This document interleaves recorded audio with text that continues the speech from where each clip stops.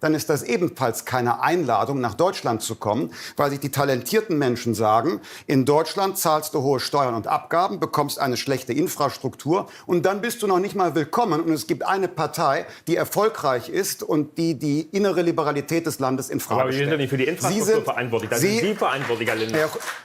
Herr Hoppala, Sie regieren oder haben regiert. Ich habe regiert. Ja, und schlecht regiert. Weiß ich nicht. Ich habe ja dafür gesorgt, dass wir jetzt eine Neuwahl haben. Das zeigt ja, dass es mir mit Veränderung ernst ist. Ja, die Bürger werden es nicht vergessen, wie Sie regiert. Ja.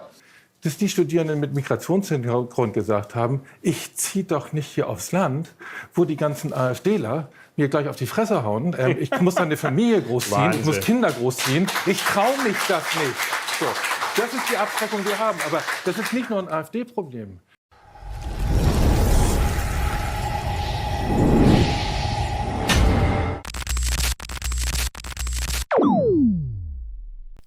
Hey Leute, heute schauen wir uns das Duell an. Kruppalla gegen Lindner, Wagenknecht, Banaszak, Van Aken und Dobrindt. Und das Ganze wird direkt von einem Moderator eingeleitet, der klar zeigt, wo seine Sympathien liegen.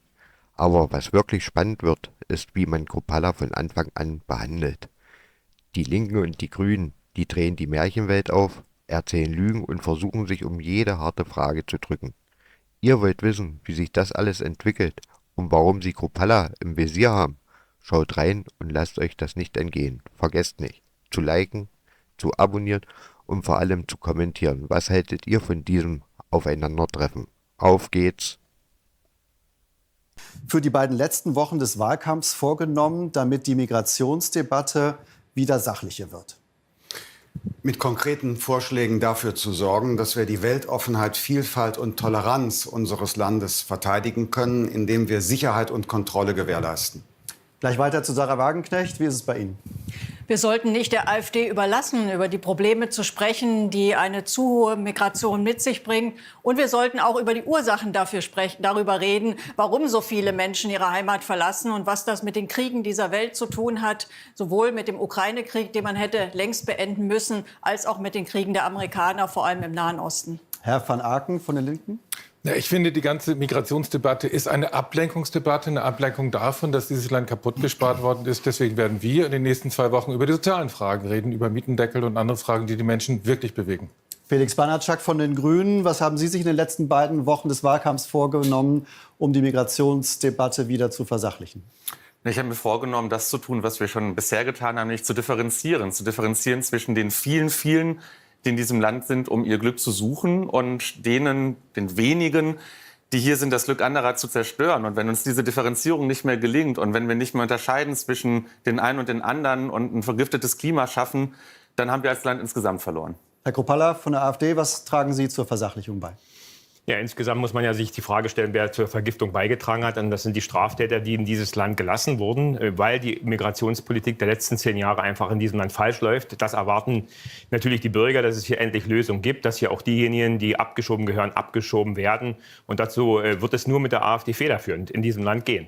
Zur Wahrheit gehört auch, dass zur Vergiftung der Debatte natürlich schon Ihre Kanzlerkandidatin vor Jahren beigetragen hat, als sie von Messermännern im Bundestag gesprochen ist. Ein Tiefpunkt in der deutschen Schön, dass Sie nur bei mir das jetzt kommentieren, Herr Wund. Naja, Sie haben ja in Sachen Vergiftung gleich wieder an was anderes gedacht. Aber wir haben noch Zeit, das zu diskutieren. Herr Dobrindt, was ist bei Ihnen Ihr Beitrag zur Versachlichung der Debatte? Es geht um Humanität und Ordnung gleichermaßen.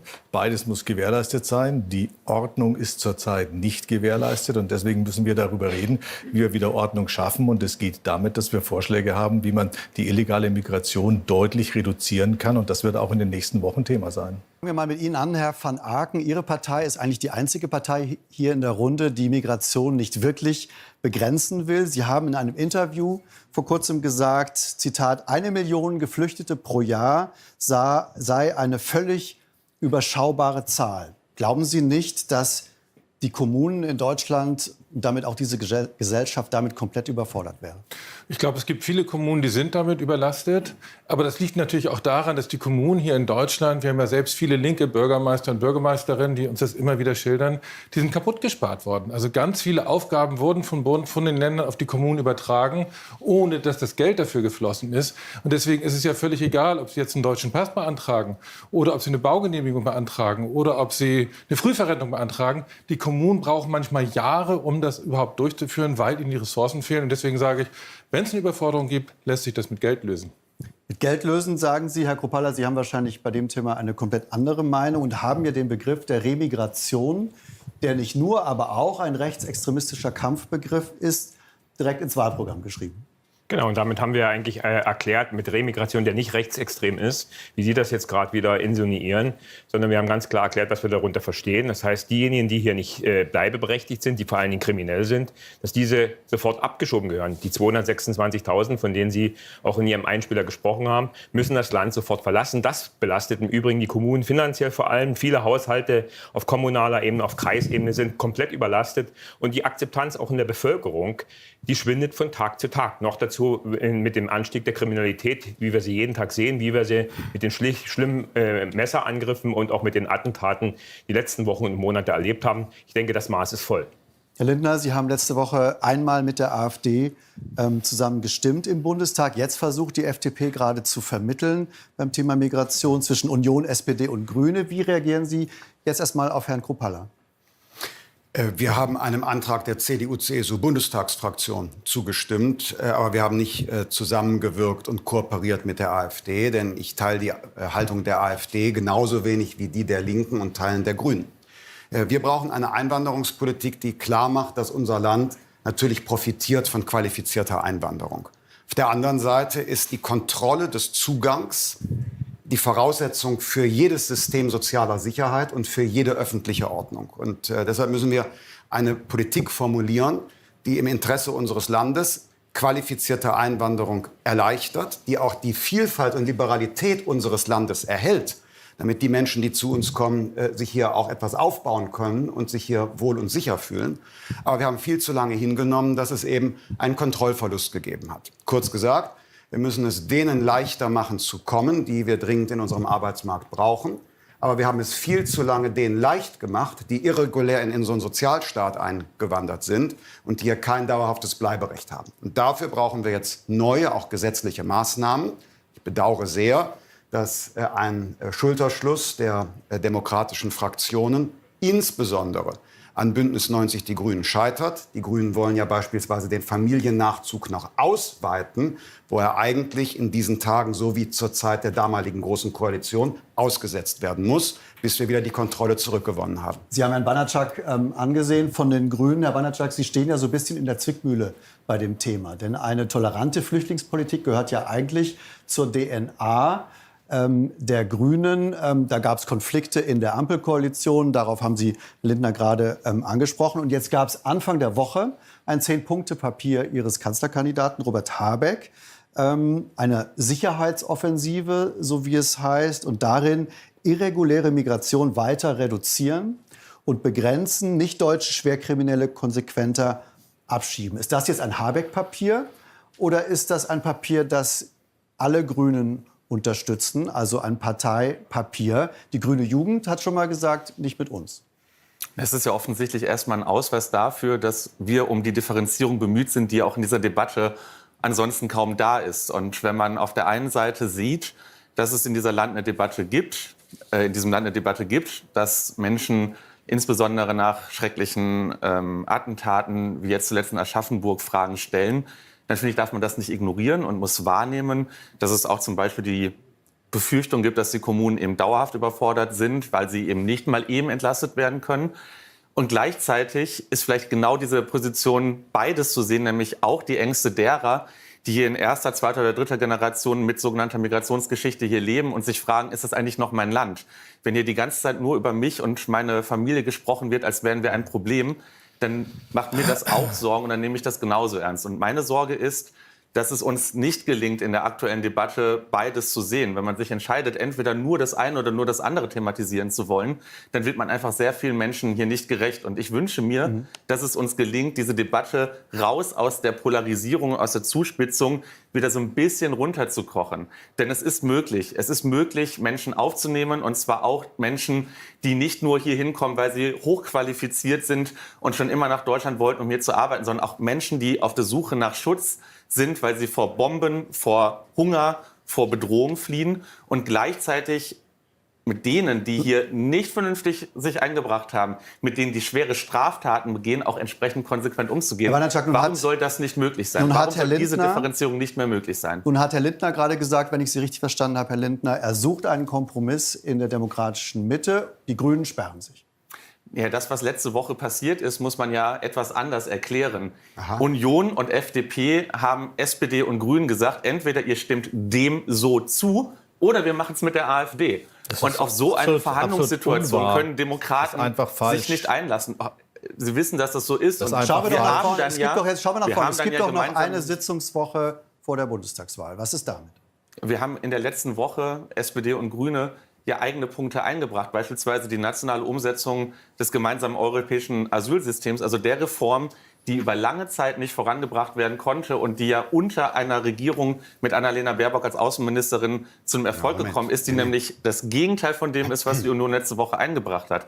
Die Union hat gesagt, wir machen hier nationale Alleingänge, wir schließen quasi die Grenzen, wir sorgen dafür, dass unsere europäischen Nachbarstaaten verprellt werden. Wir schaffen keine europäische Solidarität und wir sorgen gleichzeitig dafür, dass auch die großen Errungenschaften der Europäischen Union gefährdet sind. Und unsere Antwort darauf ist eine europäische, und unsere Antwort ist eine, die auch die humanitäre Schutzverantwortung weiter wertschätzt. Ganz kurz die Replik von Herrn Lindner, und dann möchte ich Sarah Wagenknecht mit Ihnen diskutieren. Also die europäische Asylreform kam nicht wegen, sondern trotz Annalena Baerbock zustande. Das wird der Faktencheck belegen können. Da geht es um die Drittstaatenregelung. Daran ist fast alles gescheitert, weil die deutschen Grünen ganz Europa auf einen anderen Kurs bringen wollten. Deshalb ist es nicht falsch, GEAS zu beschließen, so heißt diese Asylreform, aber ganz so, wie Sie es dargestellt haben, war es nicht. Hier wäre das Angebot. Die verbleibende rot-grüne Bundesregierung hat ja Gesetzentwürfe vorgelegt. Auf der anderen Seite gibt es Vorschläge der CDU-CSU-Bundestagsfraktion, die übrigens langjährigen Positionen der FDP auch entsprechen, die von den Ministerpräsidenten mitgetragen werden. Wenn ich es richtig sehe, übrigens auch von dem grünen Ministerpräsidenten aus Baden-Württemberg. Also kann man doch die Vorschläge, die parteiübergreifend für richtig gefunden sind, der Unionsfraktion in den Gesetzentwurf der rot-grünen Bundesregierung einarbeiten und das gemeinsam beschließen. Und dann einen parteiübergreifenden Schulterschluss zeigen, um die AfD klein zu machen. Denn, Herr Banaszak, die AfD wird man nicht klein machen mit Lichterketten. Die AfD macht man nur klein, indem man die Probleme klein macht, die diese Partei einst groß gemacht haben. Lassen Sie mich ganz kurz noch. Ja. Also gehen Sie auf das Angebot ein von Herrn Lindner. Die AfD macht man vor allem nicht klein, indem man die Geschichten und die Narrative übernimmt, die diese Partei seit Jahren durchs Land treibt. Und vor allem muss man doch akzeptieren,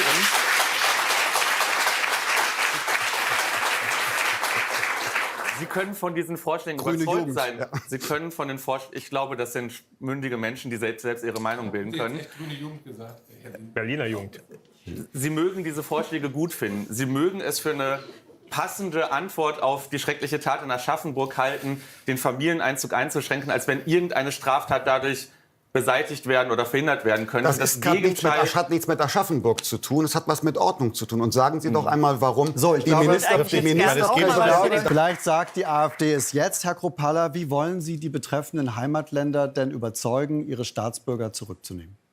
Ja, indem man außenpolitisch zum Beispiel mit Syrien und Afghanistan natürlich Rückführabkommen schließt, indem man natürlich auch diplomatische Beziehungen, auch wieder Botschaften eröffnet. Mit den Taliban. All das ist die letzten Jahre unter einer Außenministerin Baerbock nicht passiert. Im Gegenteil, sie reist durch die Welt mit dem moralischen Zeigefinger, beschimpft Regierungen. So wird man natürlich nicht auf diplomatischem Weg, auch mit Regierungen, natürlich auch mit Geldleistungen, wo man den Regierungen das schmackhaft machen muss. Das machen wir im Übrigen mit Herrn Erdogan, mit der Türkei genauso, dass diese Länder natürlich auch wieder ihre Staatsbürger zurücknehmen müssen. Schmackhaft machen, finanziell, wie viel würden Sie da überweisen? Es geht jetzt nicht um die Summe, wie viel wir überweisen würden. Es wäre definitiv für den Steuerzahler Steuerzahler, natürlich auch für die Sicherheit in Deutschland, wäre es wesentlich günstiger, wenn man diese Person dann auch wieder in großen Stil auch zurückführt. Herr Banatschak, Herr Kruppalla hat Ihre grüne Außenministerin Baerbock angesprochen und wirft Ihnen vor, da ist viel zu wenig getan worden. Ja, das nehme ich zur Kenntnis. Aber der Punkt ist ja, dass man sich fragen muss, und das ist auch die Frage an Herrn Dobrindt, ob denn die Debatte, wie wir sie in den letzten Monaten geführt haben, vielleicht einen Hinweis darauf geben könnte, warum jeder vierte Mensch, der mit Migrationsgeschichte in diesem Land lebt, sich fragt, ob er dauerhaft hier bleiben möchte. Und ich finde diese Zuspitzung der Debatte in der Tat nicht hilfreich und auch die Instrumentalisierung. Aber wir haben ja jetzt darüber gesprochen, das wie die Herkunftsländer, Ablenkungsargument ganz nicht kurz, wir haben ja hilfreich. jetzt darüber gesprochen, wie die Herkunftsländer überzeugt werden können, auch ihre Staatsbürger wieder zurück Ja, in zu dem nehmen. Es gab ja Migrationsabkommen- einen Abschiebeflug nach Afghanistan direkt vor den Landtagswahlen in Sachsen und Thüringen. Versprochen wurden viele. Niemand weiß, warum es dann keinen weiteren mehr gab. Aber was ist denn da die Position der noch amtierenden Bundesregierung und der noch amtierenden grünen Außenministerin? Also die Bundesregierung hat in den letzten Jahren unter Federführung des FDP-Mannes Joachim Stamp Migrationsabkommen verhandelt, mehr als die Regierungen vorher. Und das sind welche, die auf Partnerschaftlichkeit und Gegenseitigkeit beruhen. Und dieser Weg ist ein guter.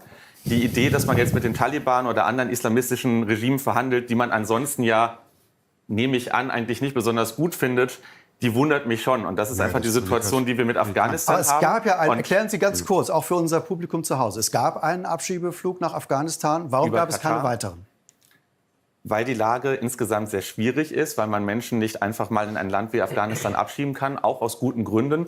Und es deswegen eine Maßnahme ist, die aus guten Gründen wiederum vorbehalten ist für schwere Straftäter. Da wiederum ist es so, dass ich mich frage, warum ist es denn nicht normal, dass man Menschen erst einmal ihre Strafe verbüßen lässt und dann sie gerne auch zurückführt. Aber Menschen, die nach Afghanistan abgeschoben werden, Also, die Sie schwere wollen Straftaten Straftäter begonnen, nicht abschieben nach Afghanistan. das habe ich doch gerade gesagt, dass ich das nicht will, dass ich nicht möchte, dass sie dauerhaft hier bleiben. Aber warum man jetzt in dem Menschen im Wahlprogramm Zweifel steht, dass sie ans es nicht Regime wollen. der Taliban zurücküberweisen sollte, die dort gefeiert werden als Helden, wenn sie hier islamistische Taten begangen haben, anstatt sie in ein Gefängnis zu sperren, so wie man das normalerweise mit Straftätern macht, das empfinde ich als Symbolpolitik. Und das Problem ist doch, dass diese Debatten eine Auswirkung darauf haben, was in diesem Land passiert. In Aschaffenburg hat eine 12-jährige Afghanin sich quasi entschuldigt und gesagt, nicht alle Afghanen sind böse. Und das zeigt doch, was in diesem Land passiert. Dass Menschen, dass 12-jährige Schülerinnen das Gefühl haben,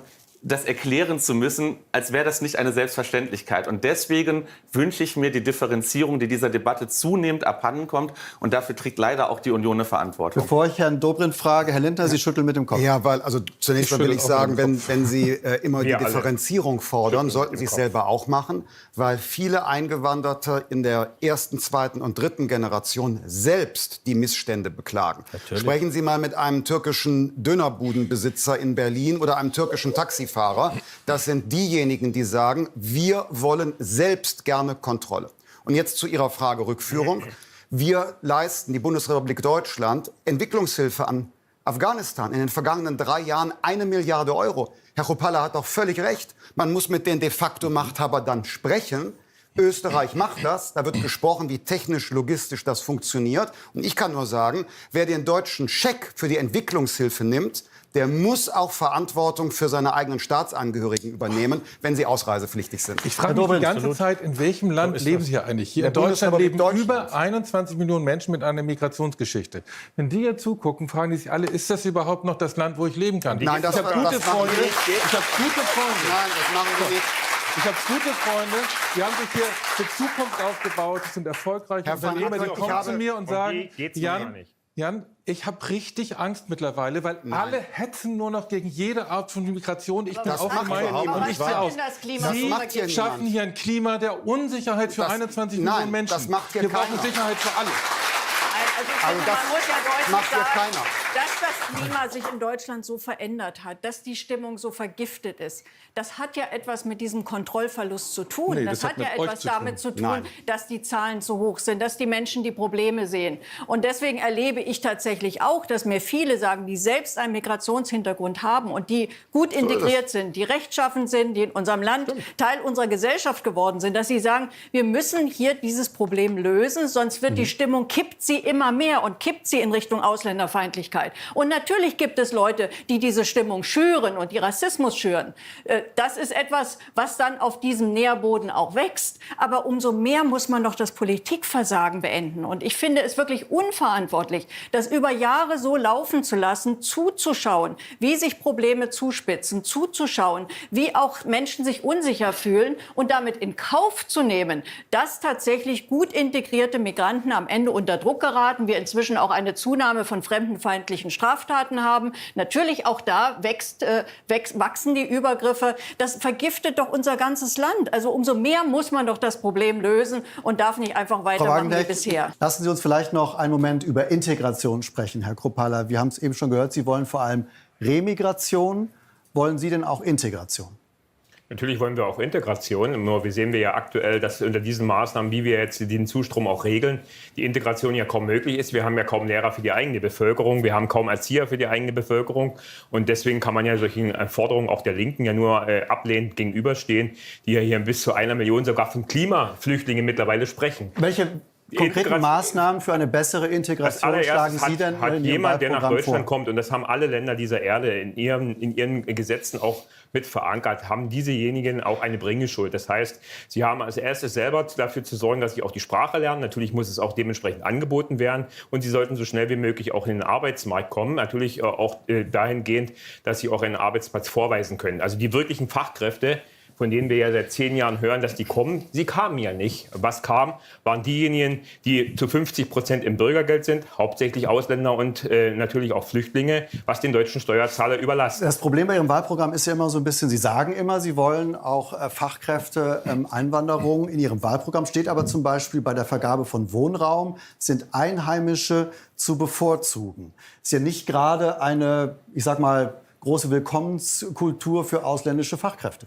Naja, ich bin ja nun deutscher Politiker und ich werde von deutschen Staatsbürgern gewählt. Und für die mache ich Politik. Und da gehört natürlich aber als allererstes für die müssen dazu. Sie ja auch für Fachkräfte sorgen. Ja, und glauben Sie wirklich, die kommen nach Deutschland, wenn sowas bei Ihnen im Wahlprogramm steht? Wissen Sie, warum sie nicht kommen? Weil die Steuern- und Abgabenlast so hoch ist in diesem Land. Warum sollte ich als guter, ausgebildete Fachkraft nach Deutschland kommen, wo hier mittlerweile 250.000 gut ausgebildete Deutsche jedes Jahr, junge Menschen, das Land verlassen? Warum ist das eigentlich der Fall? Weil hier hohe Steuern und Abgaben sind, weil Deutschland unattraktiv ist, der Wirtschaftsstandort ist gefährdet. Zu dem Thema kommen wir ja dann noch in den nächsten Punkt. Das sind doch die Gründe, warum Fachkräfte hier wirklich nicht herkommen, sondern weil die Sozialleistungen so hoch sind. Und deswegen kommen natürlich auch immer mehr Menschen aus anderen Ländern, die hier in die soziale Hängematte sich legen und die hier einwandern und vom Staat finanziert werden. Eigentlich sagen Sie, Herr Lindner ist schuld, weil der war bis vor kurzem Finanzminister. Ich habe 3-mal zum 1.1. die Steuern gesenkt.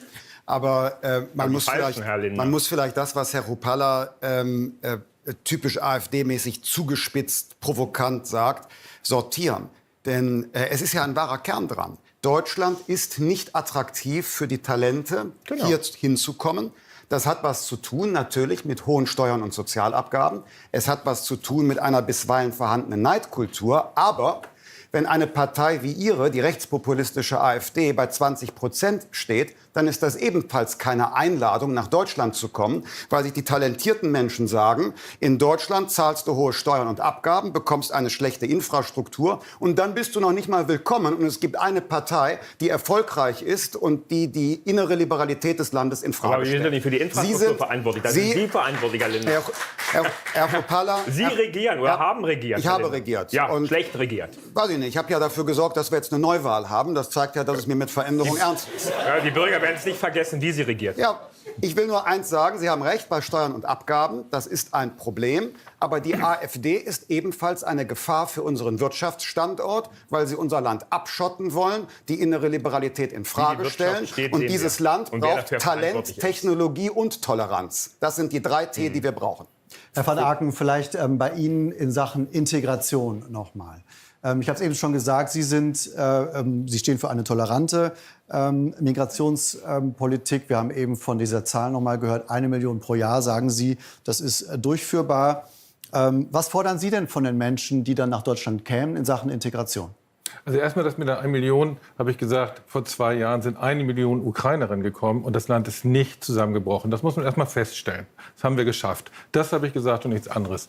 Und in Integration, ich meine, Ich habe in Thüringen eine Zeit lang gearbeitet. Da gibt es natürlich auf dem Land zum Beispiel einen Ärztemangel. So, und da macht es die thüringische Landesregierung unter Bodo Ramelow hat ein tolles Programm. Die hat gesagt, wir gehen direkt an die Universitäten, wo die jungen Studierenden in der Medizin gleich angesprochen werden. Wir machen euch Angebote, eine Praxis zu eröffnen. Und die Erfahrung war, dass die Studierenden mit Migrationshintergrund gesagt haben, ich ziehe doch nicht hier aufs Land, wo die ganzen AfDler mir gleich auf die Fresse hauen. Ich muss dann eine Familie großziehen, ich muss Kinder großziehen. Ich traue mich das nicht.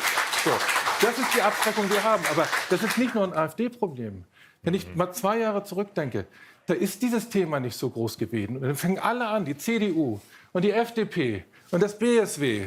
Und die Grünen haben alle plötzlich nur noch über Migration und großes Problem. Das ist doch gemacht, das Thema. Das ist bewusst gemacht, weil diese Parteien ablenken wollten.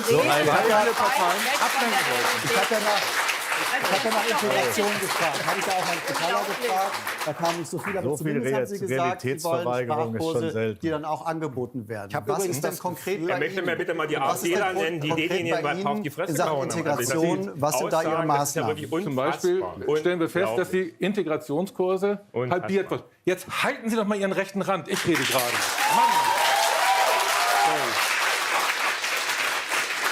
Wir sagen zum Beispiel, diese Halbierung des Geldes, des Bundesgeldes für Integrationskurse. Das ist ein totaler Fehler. Wenn wir Integration wollen, dann müssen wir doch mehr Geld für die Integration ausgeben. Und das ist halbiert worden. Es ist ein Riesenfehler. Sie brauchen Geld, um Sprachkurse zu finanzieren. Die ganzen anderen Integrationskurse. Das müssen wir tun, weil die Menschen wollen hier arbeiten. Sie müssen vom ersten Tag an arbeiten können. Das ist der größte Unsinn überhaupt in Deutschland, dass jemand, der Asyl beantragt, erstmal nicht arbeiten darf. Das sind doch alles ganz einfache Maßnahmen. Das ist vor allem sachlich Einfach nur falsch. ganz kurz Faktencheck bei dem, was Herr van Aken gerade gesagt hat. Gesetzlich nicht richtig. Nein, bei dem Punkt Arbeitserlaubnis. Einfach nur mal Faktencheck. Das ist nämlich nicht so, wie Sie darstellen. Gut. Herr Kropalla, Sie regen sich auf? Nein, warum soll ich mich aufregen? Ist doch Wahlwerbung für uns, so wer sich verhält. Sah so aus. Wenn ich Dann, Ja, aber das Wenn ist ich so ein leider bisschen- wirklich das Problem, dass dieses Wegreden dessen, was die Menschen real in ihrem Leben sehen, an Dieses Problemen und täglich Herbeireden, erleben. dieses Herbeireden Und ist das Problem. Also jetzt die Eine These, Realitätsverweigerung, dass die nichts Debatte anderes. über Migration verantwortlich dafür ist, dass es Probleme gibt, das ist sowas von absurd. Also ich weiß nicht, in welchen Kreisen Sie sich bewegen, aber ehrlich gesagt, wenn ich mit Menschen rede, die in den nicht so privilegierten Wohnvierteln leben Wann warst du das letzte Mal in so einem Viertel? ja, ich spreche mit ganz den ehrlich, Menschen. wann Ich warst du das spreche letzte mit Mal in den so einem Menschen. Viertel? Und ich bin dort, weil ich ja dort auch unterwegs bin und von den Menschen angesprochen bin. Oh, übrigens, unsere Wählerschaft hat ein geringeres Durchschnittseinkommen als eure. Also das nur mal ganz nebenbei. Sie waren doch vor Und kurzem wenn man noch in mit der den- gleichen Partei wenn man eigentlich. mit Das war doch eine den Menschen Wählerschaft. redet. Und vor kurzem eine Mutter hat mir dann erzählt, das geht in Merzig zum Beispiel, das Kind soll auf die Realschule.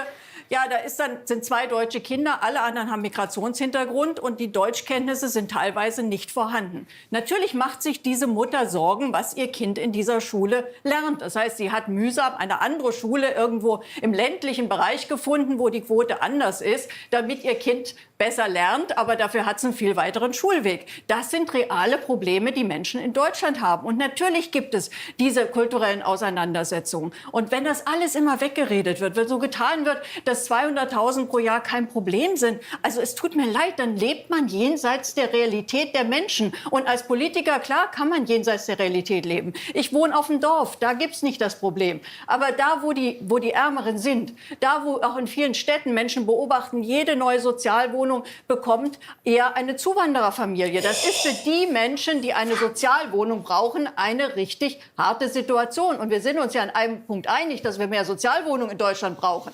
Aber trotzdem sind die Kapazitäten begrenzt. Trotzdem gibt es nicht unbegrenzte Möglichkeiten. Und wir sollten endlich verstehen, dass wir dieses Problem lösen müssen, wenn wir nicht wollen, dass die Stimmung im Land völlig kippt. So. Und wenn wir nicht wollen, dass immer mehr Menschen hier weggehen, Ich weil verweise sie sich nicht mehr zu Hause jetzt fühlen. auch noch mal an diese